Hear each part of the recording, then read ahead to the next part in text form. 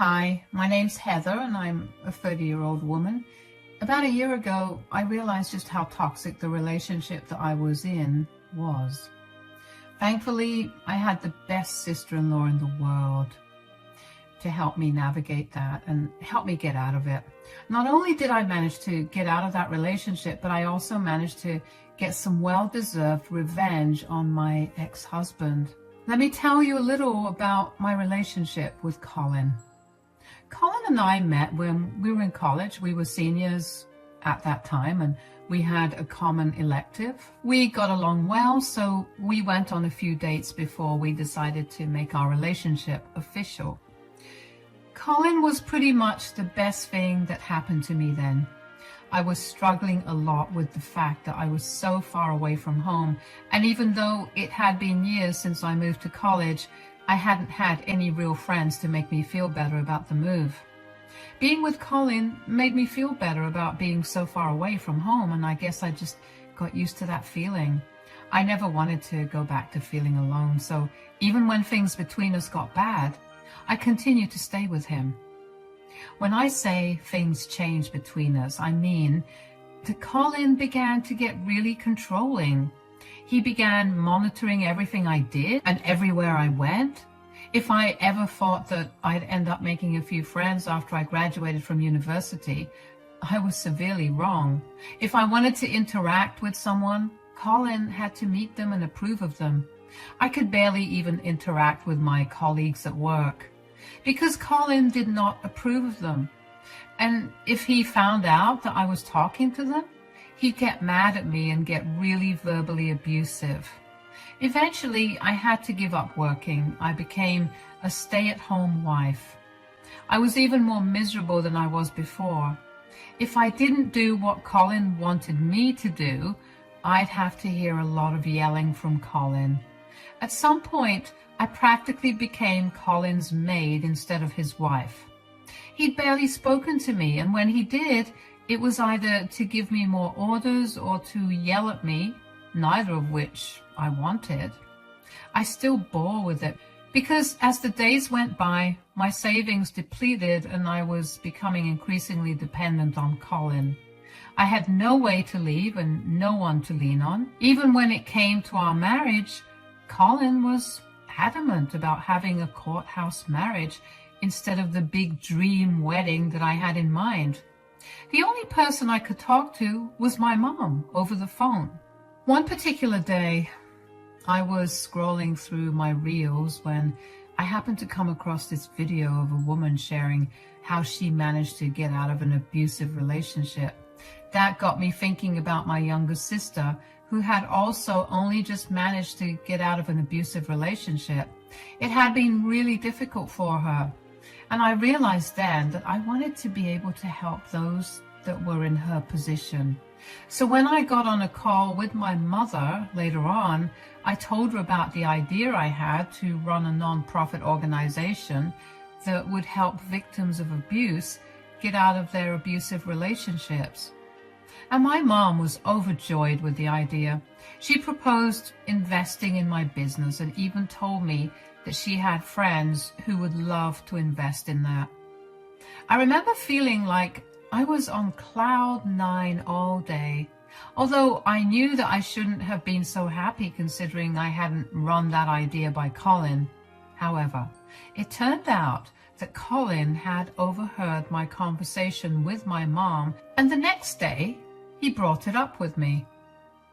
So, you're thinking of starting a business, huh? What? How do you know? Because I overheard you talking to your mother the other day.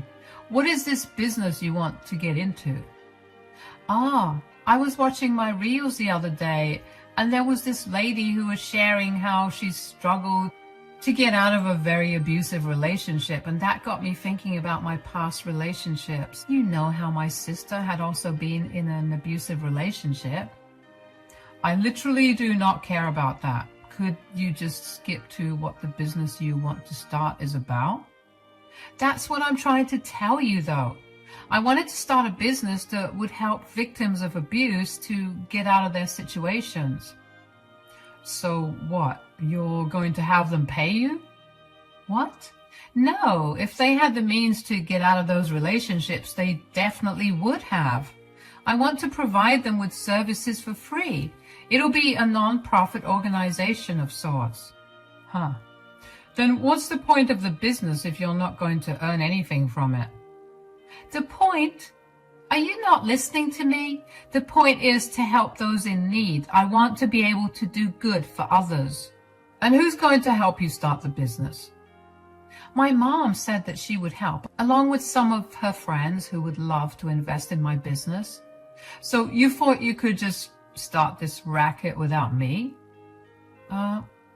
It was not an entirely concrete idea yet.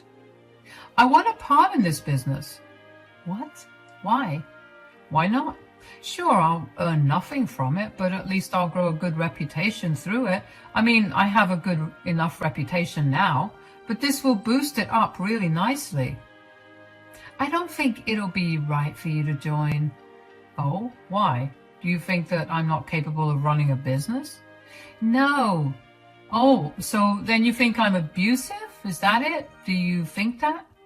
God, no. I just don't think you should join something this serious because you want a better reputation or for fame. This is serious work, and you'll be dealing with things that will emotionally and psychologically drain you. That's just a roundabout way of saying that you think I'm a weak jerk. That was not it. I don't want to hear any more of your nonsense. I'm joining this business with you. Consider it your apology for not letting me know about this idea beforehand. And don't even try to get smart with me about it. If you want your business to prosper, you know I have all the right contacts for it.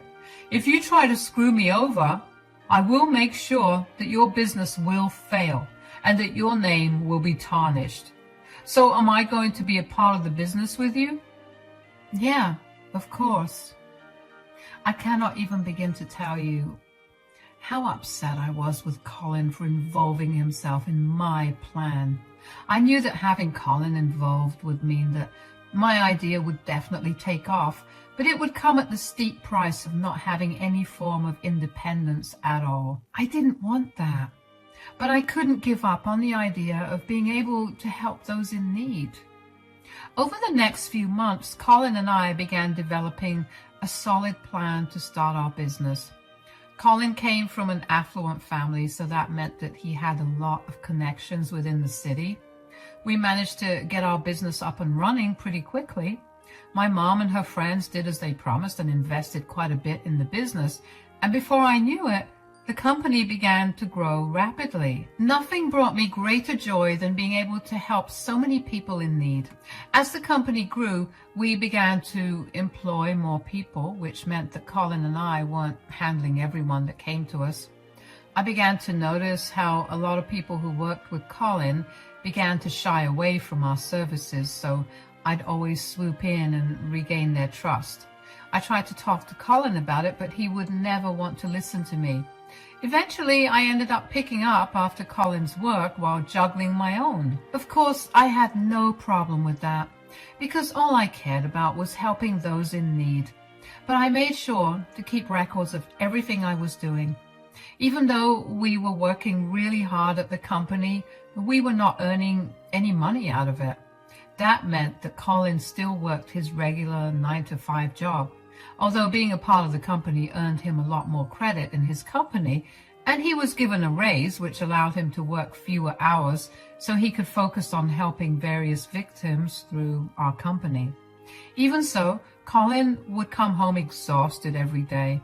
One particular day, I had a tough day at work, and I was in no mood to cook a meal for the both of us. When Colin got back home, he was not happy about it. I'm back home. How was work? Don't even ask. Is dinner ready? No. I got back home only half an hour ago. Today was so exhausting, and I don't think I can cook. So you just didn't cook dinner? Yeah, I figured we could order takeout and just relax a little while. You made that decision all by yourself? Do you not care about my opinions? Did you not think that all I wanted was to come back home to a fresh, hot meal instead of some fried garbage from outside? Why are you pulling on my hair? Stop. It was just today. I will not let you disrespect me like this. Who told you that you could decide what I wanted to eat? Your job as my wife is to cook all my meals for me. Why would I have married an ugly, disgusting woman otherwise? Let go of me. If you don't, I'll tell everyone what you're like. And with the field you're working in with me, you'll get torn to shreds. Oh, is that the game you want to play? Why do you think I'm so comfortable treating you the way you deserve to be treated? Because I know that nobody can touch me. Oh, please. One word from me and one word from you. Ha, please. Do you know how long I've pretended to be a feminist and a woke guy? Everyone adores me because of it. I'm the reason your stupid business is thriving. If you even try to tell everyone about this, I'll be sure to twist everything you said to make it seem like you're some crazy, jealous, psychopathic person. Don't even try to test me. Why did you even choose to work with victims of abuse? Do you not care about how you treat me when you've seen firsthand what it does to people? All of those people probably deserved it anyway. This is just some scheme for me to build a better reputation. So you should learn how to stay in your lane. I'm going to go over to my mom's place where she'll have some actual food for me. I'm letting you off easy this time, but if you try to pull this on me next time, I'll make sure to throw you out of the house. I remember feeling this deep sense of disgust when I heard what Colin had to say about his views on those who came to us for help. I remember wanting to do nothing but ruin Colin's life, but I had no power to do it. Every day I lived in fear that Colin would try to throw me off the company, even though I knew that there was no legal way for him to do it. Even if I wanted to expose him, I was scared that I would have nowhere to go if he actually acted on his words. So I kept my mouth shut and let him carry on. As time passed, Colin's fame only grew. Everyone in our city knew him, and those who already knew him only seemed to love him more. I felt bitter that only I knew his true image and that I could not bring myself to admire him. His mother especially was the most proud of Colin. We would go over to her place once a month for dinner. One time during the middle of winter, she had called us over to her place for dinner. It was snowing and the weather app said that it was going to storm harder. So while we were driving over to my mother-in-law's place, I cautiously told Colin to hurry up a little. I hate to be like this, but you're going to have to speed up a little or we're going to get caught up in the snowstorm. Oh, do you ever just shut up? There's no need for you to be so rude. I was trying to make sure we got to your mom safely. Do you honestly think I'm stupid? What? What does that have to do with anything? It has everything to do with this. You always tell me things that are so blatantly obvious, like you think I have no idea what I'm doing, so you feel the need to point it out to me. Well, I'm sorry I came across that way, but I literally told you to speed up in the gentlest way possible. I didn't mean to offend you. I just happened to look at my phone and the weather app said that it would start storming harder in half an hour. Do you think I can't see that? Okay, I'm sorry. No. No? Why are you pulling over? Because you need to learn a lesson. Huh? What are you talking about? I'm tired of you thinking that you're better than me. I have never once tried to make you feel that way. I've made sure to be as passive as possible, so I know for a fact that I haven't been doing that. Do you expect me to just never speak? Is that the only way you'll think that I'm not insulting your intelligence? Who do you think you're speaking to? You know very well that you're not allowed to speak to me this way. Why do I have to be careful with the way I speak to you? I'm just really frustrated, Colin.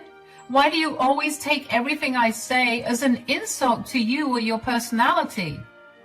I've had more than enough of you. You need to get out of the car. What? It's literally storming outside. There's no way I'm getting out of this car. You're upset, and so am I. Just drive carefully, and we can figure this out at your mom's place. I am not taking an ungrateful, rude brat to my mother's house. You need to learn a good lesson so you can be put in your place. And this is me teaching you that. You think my lesson is to freeze in the snow? Absolutely. Get out of my car. No way. I'm sitting here. You can either drive or we'll just sit here on the side of the road until the storm blows over. I'm not letting that happen. Why are you getting out of the car? Come back. Colin trudged over to my side, threw my door open, grabbed my arm and yanked me out of the car. I was shocked, and before I could even react, he got back in the car and drove off. Once I recovered from the shock, I realized that I had my phone on me, so I could try to contact him. However, my phone was dead. I was in the middle of nowhere, in the middle of a storm, with no help for miles. All the dread and anxiety I felt slowly settled into acceptance of my fate. I made myself comfortable by the side of the highway and waited to see how long I would last there. I stared at nothing for almost an hour before someone walked up to me. Excuse me, are you all right? Not really. Heather? Daniela? What are you doing here? It's snowing like crazy. Why are you out in the middle of nowhere? Where's Colin? There's a funny story regarding that. Where is Colin? Tell me that first. He's at your mom's place, I'm guessing. So why are you here? Well, he left me here. What? What do you mean? We got into a pointless argument in the car.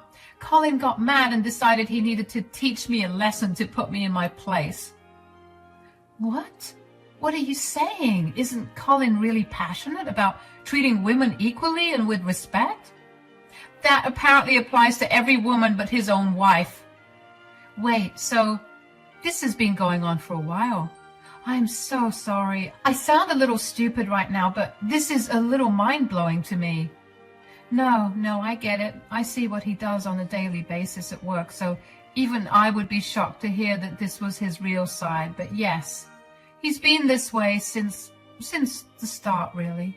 Then why would he want to co-own the business you two have? I mean, you only started the business because you were passionate about helping women and other victims of abuse. If Colin was abusive himself, why would he want to be a part of something that's directly opposite to his values and personality? He wanted the fame and respect. Yeah, that's really embarrassing to admit out loud, but that's the truth. My God, he's disgusting. I'm not trying to victim blame or anything, but why did you never say anything about it? I would have supported you in a heartbeat, and I'm sure Mom and Dad would have too. I don't know. I would threaten Colin by telling him that I would expose him, but he would laugh in my face and tell me that he spent his entire life rebuilding a reputation around being for women, so no one would believe my claims. He told me that if I ever did something like that, he would twist my words and tell everyone that I was a jealous psychopath. And since he had a better reputation, everyone would believe him. I guess I was just too scared. My God, that's so ironic considering this is exactly what I help people with. Hey, don't be so hard on yourself. If all the heroes are busy saving everyone, who's saving the heroes? I'm hardly a hero. You're definitely a hero to the thousands of lives you've saved through your work. It's only a pity that Colin happened to be a part of it. But you have nothing to worry about. I'm going to help you get away from him without losing anything. What do you mean? What I'm saying is that we're going to teach Colin a lesson in respect. And we're going to put him in his place for being an abusive jerk. We're going to tell everyone about his true colors and let them deal with him. So you have your hands clean and you'll also have your business. I don't know. Look, I know this is hard for you to digest because Colin is your business partner and your husband, but he's also my brother. Other than being his sister, I'm also a woman, and you can't even begin to imagine the mix of emotions I'm feeling about things Colin has done to you. But mostly I feel angry. like pure unbridled rage. I want nothing but justice for you, so please let me help you out. I really appreciate your help, Daniela, but I have no idea what to do or where to begin. Don't worry about that. I'll take care of it. For now, let's get you to the hospital to make sure you didn't catch anything or get hurt. And then we'll go back to my place. But your mom's dinner. Don't worry. I'll tell her I have some emergency meeting, so I can't make it. Come on, let's get going. I remember feeling pretty disoriented partway through the conversation, so I was more than glad to follow Daniela back into her car, where she gradually turned the heat up to help me feel better. We got to the hospital pretty quickly, but other than a tinge of hypothermia, which was easily fixed with a little heat, I was completely okay. After that, Daniela took me back to her place where she had me produce file after file of my work in the company. She asked me if I had any proof of Colin's abuse, and since there are security cameras all over the company, I had tons of evidence. Daniela told me that she had a friend who was desperate for a big cover story at the journalist firm he was working at, so she would give him the information on Colin. I was very nervous about what would happen to Colin, but at the same time, I couldn't help but feel excited to see how he would react. While I waited for Colin to figure out what happened, Daniela offered me her place to stay until I found a place of my own to live. I didn't have to wait long for Colin to find out what happened because he called me the very next day. Turns out the news made big headlines. Colin had been a beloved figure in the city, so the claim, along with the proof of his behavior, was enough to ruin Colin's reputation. When I picked up Colin's call, he immediately started the conversation off with yelling. "What did you do?" "Hello, Colin. I'm doing pretty good. What about you?" "I don't have time for your stupid sarcasm, Heather. Did you feed the press a bunch of lies about me?" "I have no idea what you're talking about." "Don't even try to play with me. You're the only one who knew that I had said all those things." "So, everything the news is covering isn't lies?" "Don't be a smart aleck with me right now. Why would you do something so horrifying to me?" "You've been horrible to me for the entirety of our marriage. You joined my company because you wanted to profit off of it. I feel like you've done way more horrifying things than this." "Profit? Oh, please, that business wasn't bringing in any money." "Yes, that was the point. But you didn't join for the money. You joined to get recognized and gain the respect of everyone in our city. Even though you saw all the horrifying things that people have gone through at the hands of their abusers, you still treated me like I was a piece of trash. Did it never occur to you that fame is a double-edged sword? So you think just because I have some fame now, you can throw around some baseless accusations against me to bring me down? Do you even know how hard I worked to build up the reputation I have? I can sue you for defamation." "Wait, do you even know what the word defamation means?" "You don't have to dumb things down for me. And I did not do anything against you, Colin. Everything being said in the news is not baseless. If you, maybe, paid a little more attention to what they were showing on the TV, you'd see text screenshots and audio recordings of all the nasty, degrading things you've said to me. That reputation you worked so hard to build is non-existent now. You can try to sue me, but you have to prove that I approached the press with the claims against you. And even if you do, you have to prove that the evidence against you is also false." "You think I can't do that? I'll hire the best lawyers in all America if I have to." "Oh, you could definitely do that, but in that time, I'll have divorced you. You will have been kicked off the company and your reputation will be so tarnished that it'll be a while before you'll be able to bounce back to where you are now." "You stupid pig. You did all of this just because I threw you out of my car yesterday." "No, I was just trying to teach you a lesson so I could put you in your place. All the best with the future, Colin." "This conversation is not over." "Bye, Colin." Cutting the call on Colin never felt so good as it did that day. Colin tried to call me back over and over again after that, But I refused to answer his calls. Instead, I just watched as the media tore him apart. Suddenly, more people began coming forward and telling their stories of their questionable experiences with Colin. Apparently, he'd been very rash and rude with a lot of people who had come to us for help. And the only reason they accepted our help was because I was there to sort things out. And I treated them right. Colin's reputation in our city went downhill really fast after that. Everybody knew of him and his deeds. He got what he wanted the most, fame and attention, but all for the wrong reasons. The board of directors at my company decided we needed to let Colin go, and Colin's other company ended up letting him go as well. Given his new reputation, he was definitely not going to be able to get a job in our city anytime soon.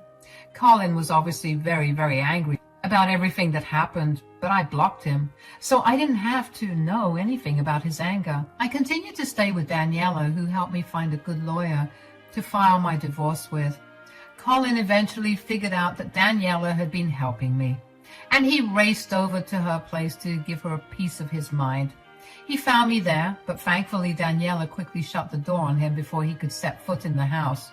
The look in his eyes was genuinely terrifying, so I'm glad that Daniela acted quickly. However, just because Daniela stopped him that day, it didn't mean that Colin was going to leave me alone in general. Colin tried his best to get in contact with me every single day.